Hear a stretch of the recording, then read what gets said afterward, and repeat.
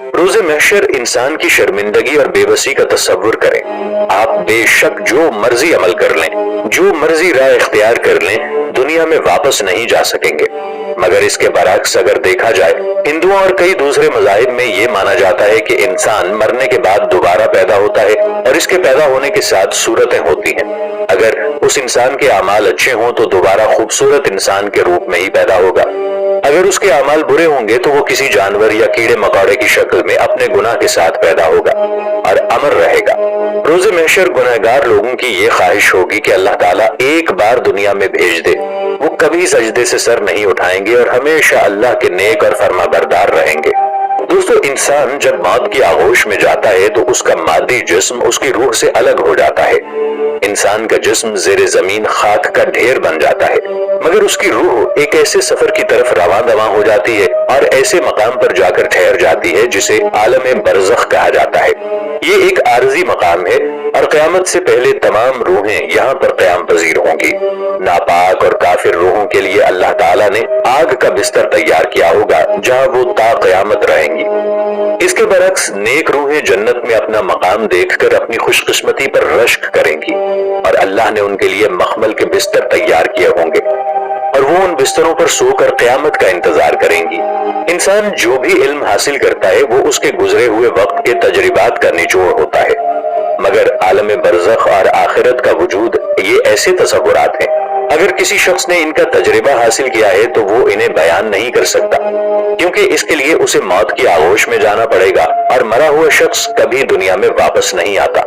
इस्लामी रिवायात के मुताबिक जब मैयत को मनो मिट्टी तले दफन कर दिया जाता है तो मुर्दा उन लोगों के कदमों की आवाज भी सुनता है जो लोग उसे दफना कर जा रहे होते हैं। जैसे ही मलकुल मौत नेक इंसान की रूह कब्ज करता है तो नेक फरिश्ते उसके इस्तकबाल के लिए तैयार खड़े होते हैं। जैसे ही नेक इंसान की रूह निकलती है तो फरिश्ते उसे अपने लाए हुए कफन में लपेट लेते हैं और रूए जमीन पर जो सबसे बेहतरीन खुशबू होती है उस नेक रूह से वो खुशबू आती है। हजरत मोहम्मद सल्लल्लाहु अलैहि वसल्लम ने फरमाया कि फरिश्ते उस रूह को लेकर जन्नत की तरफ बढ़ रहे होते हैं। फरिश्तों की जिस जमात से भी उनका गुजर होता है, ये रूह जहाँ जहाँ से गुजरती है तो फरिश्ते सवाल करते हैं कि ये नेक रूह किसकी जा रही है। उनके जवाब में उस रूह के साथ मौजूद फरिश्ते उसके दुनियावी बेहतर से बेहतरीन नाम के साथ और उसकी वल्दियत के साथ उसका नाम पुकारते हैं। जब फरिश्ते उसे लेकर आसमान की तरफ सफर करते हैं तो फौरन आसमान का दरवाजा उस रूह के लिए खोल दिया जाता है और इस तरह सातों आसमान तक उसकी रूह पहुंचती है और अल्लाह के हुक्म से उस रूह का नाम जन्नत में मौजूद आमाल लिखने वाली सबसे बड़ी किताब में लिख दिया जाता है। नेक फरिश्ते हर वक्त इस रूह के पास हाजिर रहते हैं। फिर अल्लाह ताला इस नेक रूह को जमीन पर भेज देता है, क्योंकि ये अल्लाह ताला का वादा है कि अल्लाह ताला ने इंसान को इसी जमीन से पैदा किया और इसी जमीन पर वापस लौटाएगा और फिर क़यामत के दिन इसी जमीन से उठाया जाएगा।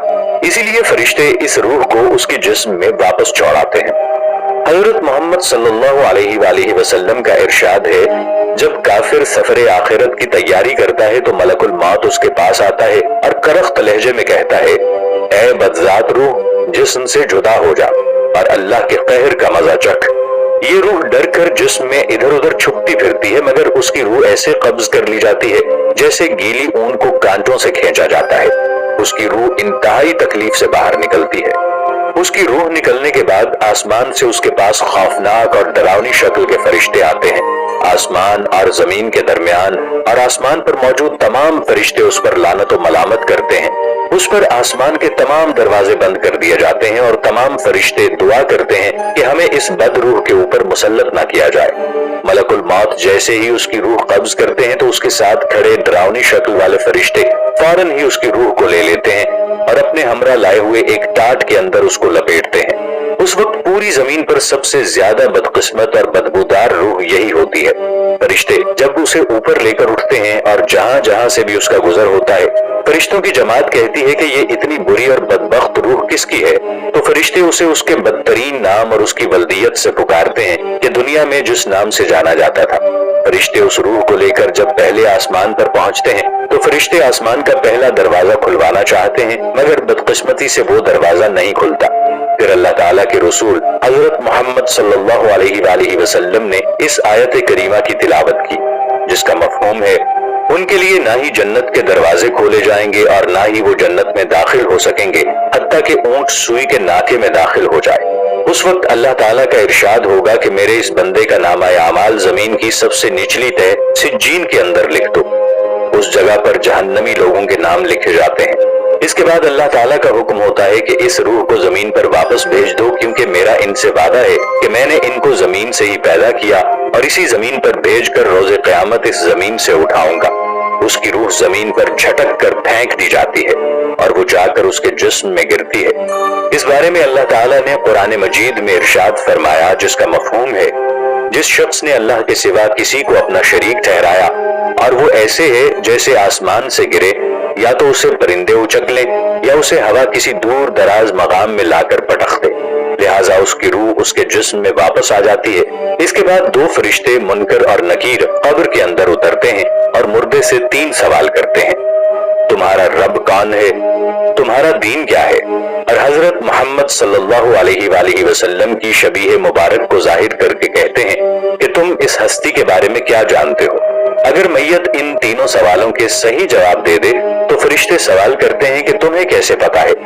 تو میت عرض کرتی ہے کہ میں نے دنیا میں قرآن پاک پڑھا تھا اور میں اس پر ایمان لایا تھا اور اس کو اللہ تعالیٰ کی سچی کتاب جانا تھا۔ تب اس انسان کی قبر چاروں طرف سے 70 ہاتھ کشادہ کر دی جاتی ہے، اس کی قبر میں روشنی کر دی جاتی ہے اور فرشتے اس جنتی کا مقام دکھا کر کہتے ہیں کہ تم کسی دلہن کی طرح ابدی نیند سو جاؤ۔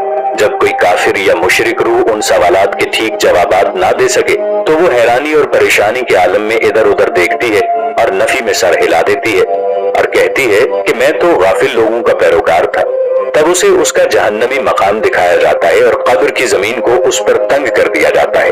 پوری زمین اس پر اس قدر تنگ ہو جاتی ہے کہ اس کی ہڈیاں آپس میں دھس جاتی ہیں اور روز قیامت تک اسے اسی طرح آگ کا مختلف قسم کا عذاب ملتا رہے گا۔